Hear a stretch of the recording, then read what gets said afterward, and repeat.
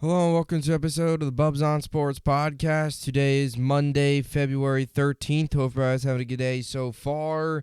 Hope everybody had a good weekend. We have officially wrapped up the 2022-2023 NFL season. The Kansas City Chiefs take down the Eagles 38-35 in a thriller. So the season is officially done. Chiefs are Super Bowl champions for the second time in 4 years. Mahomes and the Kansas City Chiefs were lifting up the Lombardi last night. Got a lot to get into today. It is now officially time to shift your focus to baseball season. Obviously, you still got basketball and hockey, but, baseball as well as pitchers and catchers here report within the next, 2-3 days here. You already got a ton of guys all the way down in Tampa for the Yankees and a lot of guys all the way down in Port St. Lucie for the Mets. So baseball's in the air. It's right around the corner, February 13th. I believe spring training games start in a little over 2 weeks, I believe. Or even less than, I think, like 14 days. I think 2 weeks from now, I think we get some spring training baseball. I think the first games will be February 4th, so we're actually 9 days away. We're actually less than that from spring training games beginning. So right around the corner, we're going to recap the Super Bowl today. It was a big game last night. It was a good game. Recap it, get you ready for the offseason. Rodgers, where is he going to go? All of that stuff now will officially begin. All of that chatter will now begin with Rodgers, the Jets quarterback. And for all 32 NFL teams now, the offseason officially begins. And you would assume that the New York Jets are going to be front and center of a lot of topics this offseason. You also got to assume not only is it a big offseason for the Jets, but the Giants got a lot of stuff to do as well. So we'll get into a little bit of that as well, along with obviously recapping the game last night. As for tonight, you got Nets, Knicks at the Garden. Islanders got the night off. Rangers got the night off. So mostly a quiet night in sports, other than obviously the Nets going to the Garden to play the New York Knicks. The Nets look to bounce back after really just a crushing loss on Saturday to the Sixers. I mean, you're winning the game, basically the entire game. You blow it late, and these are the type of games that the Nets are going to lose. These are the type of games that the Nets are going to be in, and it's frustrating as a fan because you're going to lose games like that, but it's fun because the team's going to fight. They're going to scratch. They're going to claw.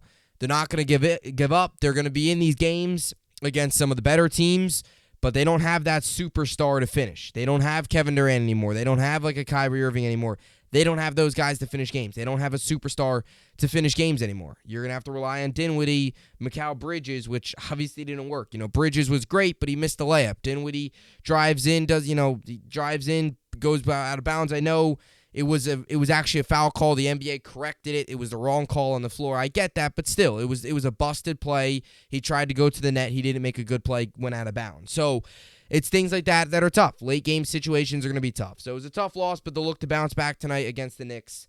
And a little Monday night hoops between the Nets and the Knicks. And then the Nets play the Bowl or the Heat on Wednesday. And then that's it. Then it's the All-Star break, and they won't play again till Friday of next week. So All-Star break, time to rest, time to kind of gain chemistry with the new team, come out second half of the season, and make a push to the playoffs for the Brooklyn Nets. So we'll see how all that plays out. So with that being said, one topic today, we're going to be recapping the Super Bowl, getting into everything that went on, and obviously taking a little bit of a sneak peek at the offseason and some of the big names out there and getting you ready for the NFL offseason, which is now officially underway after last night closes out the 2022-2023 NFL season. So with all that being said, this is the Bubbs on Sports podcast, and let's get right into it. So the Kansas City Chiefs got the job done last night over the Eagles, 38-35. Eagles fall in the Super Bowl, and they now fall second time really in the past, 20 years or so, because, less than that, actually, because they made it 3 times since the 2000s, so they've now fallen 2 times. They obviously won a couple years ago against New England, lost last night for the Eagles, obviously down, lost by 3, and look, I'm not gonna sit here and I'll obviously go through the game here. That call last night, I mean, late in the game, the penalty, was it a penalty? Was it not a penalty? James Bradbury, who was the guy that committed the penalty on Juju Smith-Schuster, said it was. I know a lot of people today are frustrated. It was an instant classic. It would have been a great game. Kansas City would have had to kick the field goal. Philly would have had the ball with like a minute left and like a timeout. So it would have made for some epic drama. It was a penalty. Let's just be honest here. It's unfortunate timing. I think we all knew the refs were going to come in late It looked like a penalty. He grabbed him. Well, could it have gone either way? Sure, but they did get the call. I mean, they do have the rerun of the game. They did get the call right. They did. So it wasn't like it wasn't a penalty and they threw the flag. It is what it is. But all in all, when you look at this game, as the Chiefs hoist up a second Lombardi during the Patrick Mahomes era, Patrick Mahomes now wins his second Super Bowl MVP, and he also has 2 regular season MVPs under his belt. So he has been phenomenal, and really, we're witnessing something special with Patrick Mahomes. I mean, you don't see this very often, and we just got over Tom Brady. I'm not saying we're looking at another Tom Brady and Patrick Mahomes, but we really are witnessing something special on him. I mean, not very often do you see a guy in his first 4 seasons win 2 Super Bowls, 2 MVPs, and 2 Super Bowl MVPs. Not many times do you see that. And we've only seen this a couple times, and I want to give you a stat here. So regular season and Super Bowl MVP, it's only happened 7 times in NFL history. 1966, Kurt Warner, the Rams. 1978, Bart Starr of the Green Bay Packers. 1989, Joe Montana of the Niners. 1993, Emmitt Smith of the Cowboys. 1994, Steve Young and the Niners. 1999, Kurt Warner with the Rams. And then Patrick Mahomes with the Chiefs in 2023. On this list, it says 1996 with Warner. That's the wrong date. But regular season MVPs and Super Bowl MVPs has only happened, 6 times in NFL history? With Bart Starr in 78, Montana in 89, Emmitt Smith in 93, Steve Young in 94, Kurt Warner in 99, and now Patrick Mahomes this past season. So he's joining some prestigious company. He's joining a legendary group of players that, I mean, he's already in the record books. He's already has cemented himself into NFL history and into NFL greatness, really. And I mean, look, Peyton Manning said it earlier today. Mahomes has already put a Hall of Fame resume on the table. I mean, to have 2 league MVPs, to have 2 Super Bowl MVPs, to have 2 Super Bowl championships. I mean, all of that in your first couple years of your career. If you assume Mahomes is going to keep on this track and you assume he's going to continue to be this great, he's on his way to having a legendary career. We're just witnessing the start of it. And last night was just a great example of why he's so dominant and why, as long as Mahomes, and he's answered all the questions. Again, we went into this year with the Kansas City Chiefs, and we said at the beginning of this season, what are they going to be like without Tyreek Hill? What is Patrick Mahomes going to be like without Tyreek Hill? That was the big question going in to this season. And Mahomes, and I've said that the entire week, Mahomes has answered all of those questions, and they've been a very big yes in terms of, is he still going to be the same player? Yes, he was. Is he still going to be able to put up the numbers that he was able to put up prior in his career? Yes, he did. He also won the MVP. What I saw last night, what we've continued to see out of Patrick Mahomes, and again, we'll get to the game here in a second, but I wanted to start off just talking about Mahomes and really his dominance. What we saw last night and what we saw this entire year, as long as Mahomes is healthy and as long as Mahomes is the Kansas City Chiefs quarterback, it doesn't matter who's around him. It doesn't matter what the receivers are around him. The Chiefs are going to be in it every single year. And you really come to the conclusion of that last night because they got the job done in a first year without his number 1 receiver. And I understand Travis Kelce's great. Don't get me wrong. He's awesome. He's amazing. I mean, he had 81 yards last night and a touchdown. Phenomenal. And when Kelce goes, whenever he sails off into the sunset, you do have questions, okay, then what will Mahomes be? But that's down the road a little bit. He went into this year with a lot of questions surrounding what would Mahomes be like without Tyreek Hill. Would teams put more focus on Travis Kelce? Would that cause Kelce to not be open as much and Mahomes have to force throws to guys like Juju, force throws to guys like Valdez-Scantling, guys that aren't those excellent top 5 receivers like Tyreek Hill and like Travis Kelce, the best tight end in football? He answered all those questions. He's still able to be dominant. He's still able to be great. And he did it again last night. So Mahomes is really we're really witnessing an all-time great career with Patrick Mahomes, and we're just seeing the beginning of it. He's already got 2 Super Bowls now. I think if the Chiefs, again, you want to be considered as a dynasty, go ahead next year and win another one. Then you could really kind of cement yourself as a dynasty. You could still consider this Chiefs team as a dynasty, but if they go on next year and win back-to-back, you're really like, geez, this is a dynasty. And Patrick Mahomes is then entering the category of, can this guy win 5 rings? So, and I don't want to get too ahead of myself. He's only got 2. He's still got to get 3 more to get to 5. I'm not saying he's going to track down Brady. That's 7. That's insane. But it's pretty special what we're seeing with Mahomes. And last night, again, is just, and last night, and that's another thing, too. Everybody's talking about Jalen Hurts, and don't get me wrong, he had a great game. He was dominant last night. I mean, he had 3 rushing touchdowns. He also had a passing touchdown, had 70 rushing yards. They didn't get the run game going much at all last night. He was great. He was amazing, right? But people also forgetting, Mahomes, I understand he only threw for 182 yards, but he still had a quarterback rating of 96.4, and he threw 3 touchdowns. So quietly, Mahomes last night still had a dominant, legendary performance for a Super Bowl quarterback. Maybe not legendary, but he still had a performance that you're going to look back on and say, man, 3 touchdowns in a Super Bowl, I don't care how many yards you throw. He was efficient. He had a rating of 131.8, a QBR of 96.4. Him and Travis Kelce connected early on. He spread the ball around, got it to Juju, got guys like McKinnon involved a little bit. Obviously, Travis Kelce, Juju, and Kelce were his main guys. But Mahomes did what he needed to do last night. Pacheco also had a very big game, and I like the way that the Chiefs utilized the run game last night. I just wanted to start off with Mahomes. Now to the actual game and to really take a dive into it. This was really a tale of 2 halves. And I mean, the Eagles today have to face the harsh reality of you got to play 60 minutes to win a football game. Eagles did not do that. They played 30 really good minutes of football, went into halftime with a 10-point lead, and I actually thought the entire game watching it, I thought that missed field goal by Butker, which doinked off the uprights, I thought that was going to come back to hurt the Chiefs. I really did, especially as the game went on and you were starting to see, all right, 27-21, going, 27-21, going into the fourth quarter. You're like, okay, this could have been a 27-24 game, or is it going to come down to where the Chiefs have the ball with not much time left and they're in field goal range, but they need a touchdown? I really thought, especially in a Super Bowl game, especially against a good team like the Eagles, I thought that was going to come back to bite them. But the Eagles, again, they faced the reality of they put up 24 points in the first half. They went into it down by 10 or up by 10. Chiefs come out in the second half, put up 24. They outscored them. They outscored the Eagles 24-11 in the second half. You got to play 60 minutes of football. Eagles did not do that. I felt they got away with some of what was working.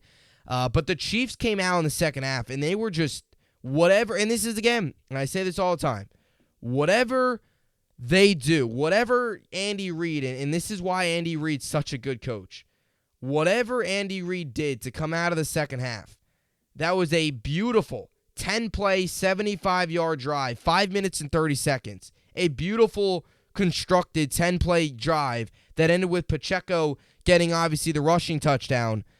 The halftime adjustments that the Chiefs made, again, Nick Sirianni's a great coach, but last night, Andy Reid was better. And it showed by the adjustments they made at halftime. It showed by the way they came out in the second half. Eagles went into halftime. We're up by 10. We're like, okay, we're up by 10. This is good. They got some points before the half. This is great. Chiefs came out and laid the boom. 2 touchdowns, 2 possessions into the second half. Take the lead. Eagles then have to punt. Chiefs get the ball, score again. Eagles then score. Then the Chiefs kick the field goal. Eagles, chuck up a long pass downfield that was very short, actually, and they end up losing that game. I was actually kind of shocked. I was pleasantly surprised, by the way. I mean, again, this was an Eagles defense this year, or Eagles offense this season. I was averaging 208 rushing yards per game. Yesterday, they had 115. 70 yards of that was from Jalen Hurts. Hurts really put the team on his back. He had 304 yards. He had a passing touchdown. He got sacked twice. They did not get much pressure at all on Mahomes. I was kind of surprised. I was a little surprised. Well, first of all, again, in the first half, the Chiefs had a really tough time getting off the field. They really did. The Eagles there was a time where the Eagles were 9 of 13 on third down efficiency. They ended up ending the game 11 of 18, which is over 50%. The Chiefs were 4 of 8. But the Eagles had a lot of third down conversions, and I thought that was going to come back also to bite, the Chiefs. I thought that was going to come back and hurt them. the fact that, there was a couple times where it was like the 3rd down and 8, 3rd down and 9s. It wasn't just, and again, there was a couple times too where it was 3rd down and 1s, 3rd down and 2s. Nobody can stop Jalen Hurts on a quarterback sneak, and that showed last night. But there was a couple 3rd down and long situations where the Eagles were just converting. There was that Dallas Goedert play. It was 3rd down and 14, I believe. They had to delay a game prior to it on a 3rd down and 9, 3rd down and 14, and sure, it was a questionable call whether or not it was a catch, but the bottom line is they still converted on a 3rd down and 14. You can't let that happen. Eagles also went for it twice on 4th down and converted. So a lot of things went the Eagles' way. A lot of things did. But in the end of the game, in the end of it all, the Chiefs made the bigger plays in the bigger moments. They stepped up in the second half. They had that fumble on Jalen Hurts, took it back to the house, which was Nick Bolton recovering the fumble. You thought there was going to be another fumble that he was going to recover. Sure enough, it wasn't. But when I look back at this game, you can look at it and say, man, the Eagles, like you look at this, look at the stats and you're saying Eagles had more first downs. They had more rushing first downs. They had a better 3rd down efficiency. They converted on both their 4th downs. They had more total yards. They had more total drives. They had more passing yards. They had a little less rushing yards. They did a lot of things really well. They did a lot of things better than the Chiefs. When you look back at this game, you would look back at the stats and you could say Eagles should have won this game, because statistically there was a lot of parts of the game where they were the better team. They were in many parts of this game. They dominated the time of possession. They had the ball for 35 minutes yesterday. Chiefs only had the ball for 24 minutes. And that brings me into my point here. The Chiefs made the plays when they mattered most. The late touchdown, or the late field goal, I should say. The touchdowns in the second half, which were huge, especially the one to start the half, which really kind of set the Eagles back. The halftime adjustments, the fumble on Jalen Hurts, which was huge before the half by Nick Bolton to recover that and take it to the house. They made the bigger plays. They also won the turnover battle. This last night was a pure example of a game where you look at the whole game and you say, honestly though, when you look at the whole game, Eagles played a really good game. Second half wasn't very good, but they still, they did so well in the first half. They came out in the second half, they still only lost by 3, and they struggled a little bit in the second half. But they were in a situation where, when you look back at this game, you look at it and say, the Eagles did a lot of really good things, but the Chiefs had about 3-4 plays that were huge. And there's that saying in football where there's about, 90 plays, 100 plays ran in a football game. Every game there is, right? About 100 plays or whatever combined, or even more than that, right? But there's about 3 plays, maybe even 1 play, that can completely change the trajectory or change the game. That's kind of how it was yesterday. Eagles had a ton of really good plays, but the Chiefs made the 3-4 really big game-changing plays that really put them over the top. And again, Jalen Hurts was great. He was amazing. And that Eagles defense, when it's a tie game, he goes down and scores. They convert the 2-point conversion. That Eagles defense got toasted. But you want to know why? Because Patrick Mahomes, in a big moment, in a big game, stepped up. That is why Patrick Mahomes is the best quarterback in football, and he reminded all of us that last night. And that's why Patrick Mahomes is putting together an amazing career up to this point. 35-35, you've got the ball, you got to go down, get points. He does just that. And they stomped all over the Eagles defense.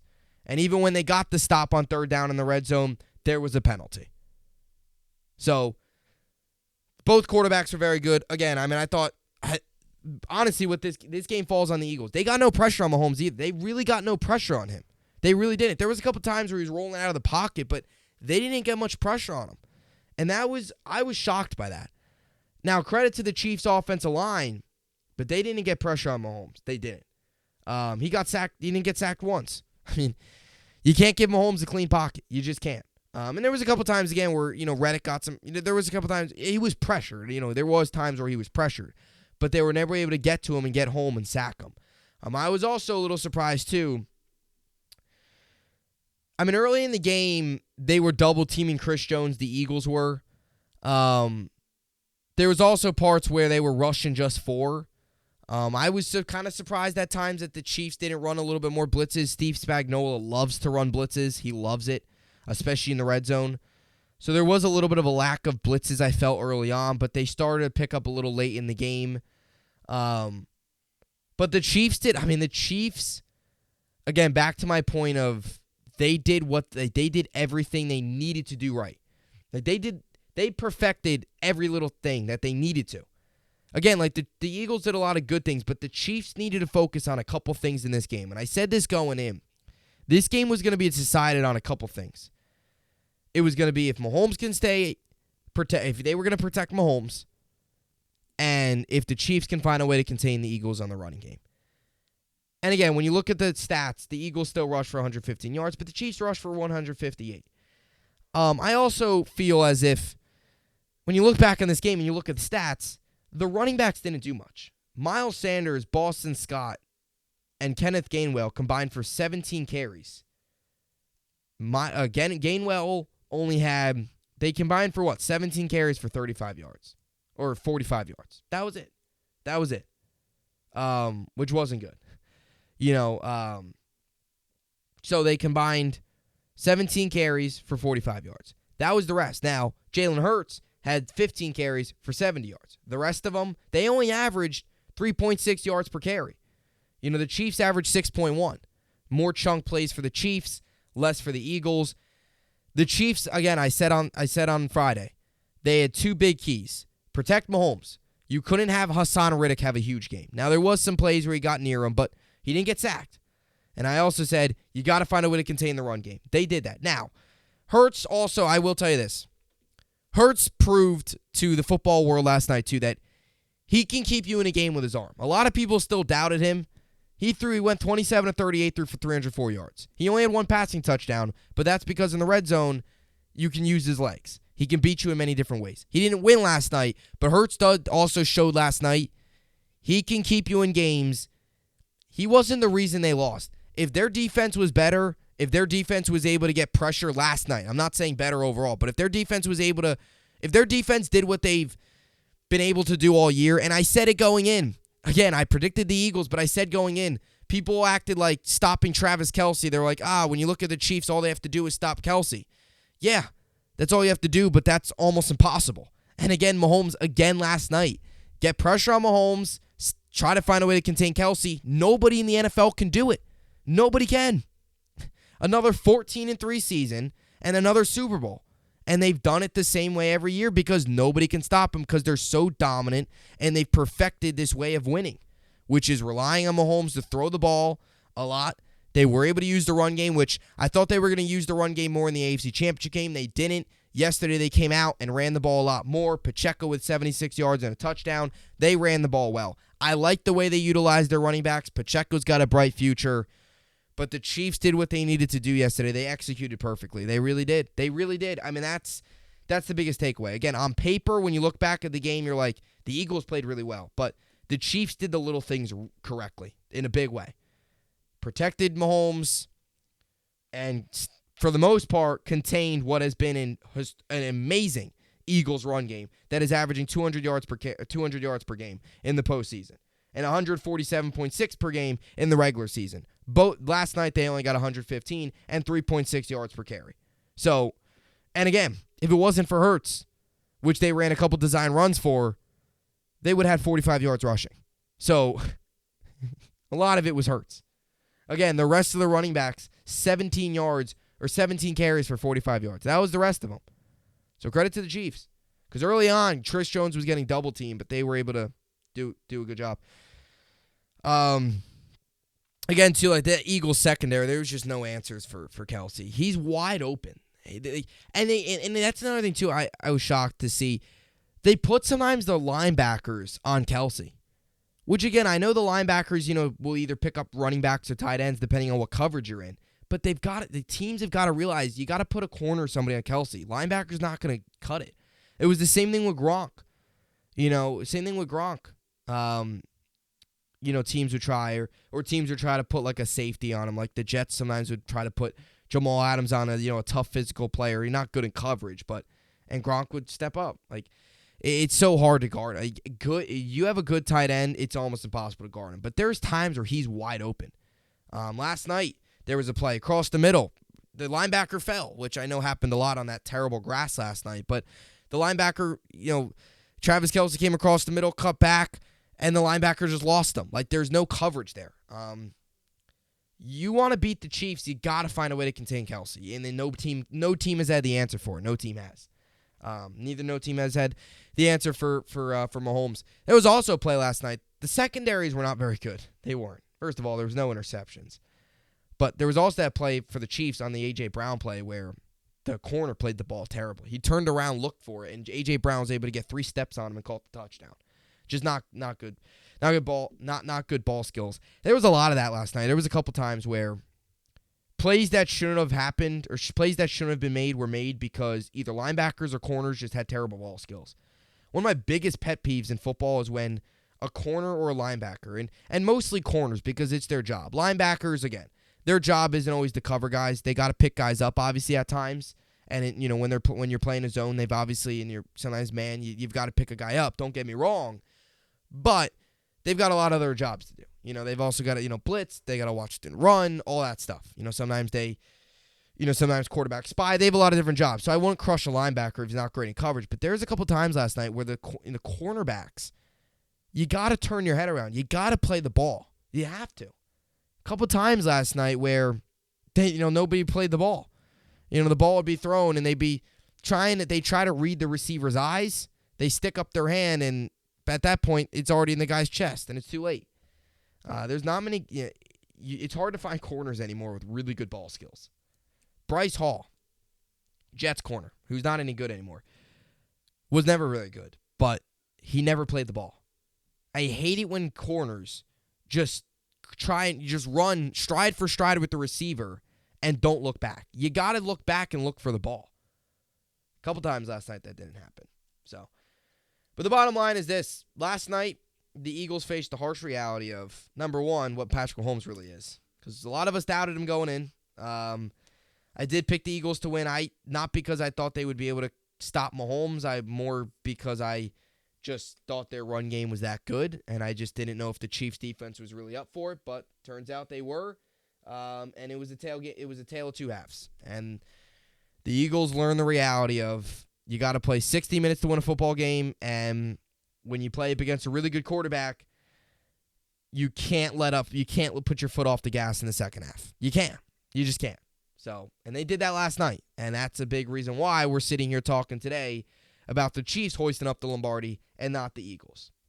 So now we enter into the offseason where obviously there's a lot of questions. I always say it. There's always questions surrounding every team except the team that won the Super Bowl. Although obviously the Chiefs will obviously, every team has roster decisions to make every year. But, in terms of next season, the Eagles were right there. They were right there. They don't have to improve much. They've got some guys on some contracts expiring, which they're going to have to figure out. They're going to have to make some decisions. They're also going to have to make a decision on Hurts and his contract, which I expect they'll give it to him. But the Eagles are going to have to make some decisions. I expect the Eagles to be back. I know a lot of people out there some people think this team was a one-year wonder, and you always wonder that. A team that, not that we thought the Eagles were going to go into this year and stink, but I don't know if many of us thought the Eagles were going to win it all this year. I think we all knew they were going to be a really good team, but, maybe I take back what I said. The Eagles are a really good team. But are they going to be back? They definitely are possibly being back. I think they've got their guy in Jalen Hurts. He's made vast improvements every year.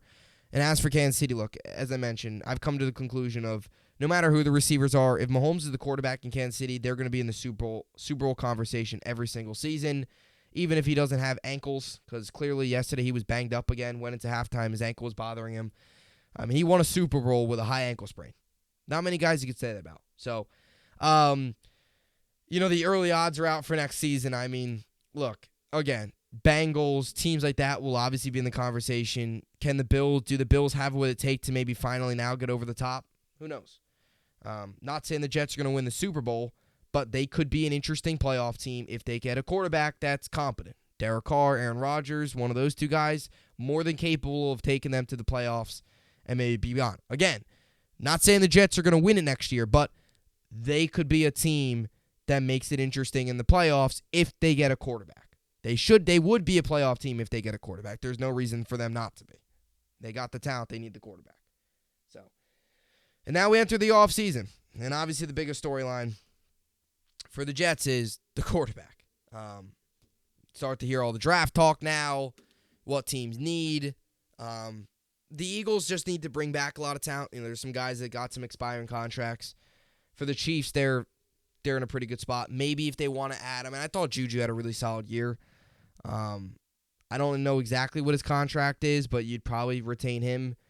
The Chiefs just won the Super Bowl. There's not much you have to do with their roster. The biggest storyline, though, is going to be Rodgers. What happens with Rodgers? Because I think once Rodgers and this is similar to like the Aaron Judge sweepstakes. Not similar, but because Aaron Judge, completely different player, two completely different sports. But what I want to say is, like Judge, everybody was kind of waiting on what happened with Aaron Judge. Then after he signed, the dominoes started to fall. Same thing here with Rodgers. Same thing with the Jets. I think once Rodgers decides where he's going, I think you're going to see a lot of teams shift their focus to, if they're in the quarterback market, they're going to shift their focus to the draft or whatever, and I think that's going to start free agency. Like Rodgers is the big rumor right now. Once he's off the board, I think you're going to start to see all these other guys' rumors pop up. I will tell you this, though. Dark horse Super Bowl contender next season. Call me crazy. The Detroit Lions. They're a dark horse, in my opinion. They could make a run next year. I would not be shocked at all. They're a legit team that is coached by a very good coach. They've got some talent. They need to shore up the defense a little bit, which got better, though. So they got to shore it up a little bit, but they're a very well-coached team. They almost made the playoffs this year. They are a dark horse next season to make an exciting run, in my opinion. They are. That might sound crazy right now, but that's just me. They are a dark horse team to make a run. That's my opinion. So, and then you got the Giants too, who also need to figure out what they're doing at quarterback and running back. So, a lot of excellent storylines going into the offseason as we enter it, and now we wait till football again until September. I think 206 days until kickoff next season or something like that. We're a ways out. So, the offseason has now officially begun, and baseball season is now officially coming up. And also, this is very important, the Jets, or Aaron Rodgers, starts his 4 days of darkness today. So it's 4 days of darkness, and hopefully, maybe he'll come out of the dark and figure out what he's doing with quarterback. I don't even know. I don't know what he's going to do. Anyway, so let's get to the games tonight. In the NHL, you got the Senators and the Flames, Coyotes, Predators, Panthers, Wild, Red Wings, Canucks, and the Sabres, Kings. In the NBA, you got the Hawks, Hornets, Jazz, Pacers, 76ers, Rockets, Spurs, Cavs, Heat, Nuggets, Bulls, Magic, Pelicans, Thunder, Mavericks, Timberwolves, Lakers, Trailblazers, and the Wizards, Warriors. And you got the Nets, Knicks tonight at the Garden. The new-look Nets will face the Knicks, and Josh Hart, new acquisition of the Knicks at the Garden tonight. Nets will look to extend their win streak against the Knicks, even though it's a new-look team. We'll see if they can get the job done tonight, so that should be good. Tonight, then Wednesday, and then it's the All-Star break. And it's going to be forever until Nets basketball. So, 2 games left before the break. Then Wednesday night, you got a game. And then after that, there won't be another game until the Friday, the next week's Friday. So we are enjoy this, because you won't have basketball for about a week and 2 days after the game on Wednesday. So after Wednesday's game, I'll pull it up here, and then we'll close things out. After Wednesday's game for the Nets, they won't play again until, so Wednesday, February 15th, this Wednesday, they'll play the Heat. After that, they won't play again until February 24th. So they'll have 9 days off. 9 days with no Nets. So that will be a little while. So enjoy these next 2 games, because then you got about 9 days. You got 9 days of no basketball. Obviously you got the All-Star game and stuff, but I'm talking specifically with the Nets. So anyway, that will do it for the podcast here today. As always, stay tuned. A lot more content coming. Hope you enjoyed it, and thanks for watching.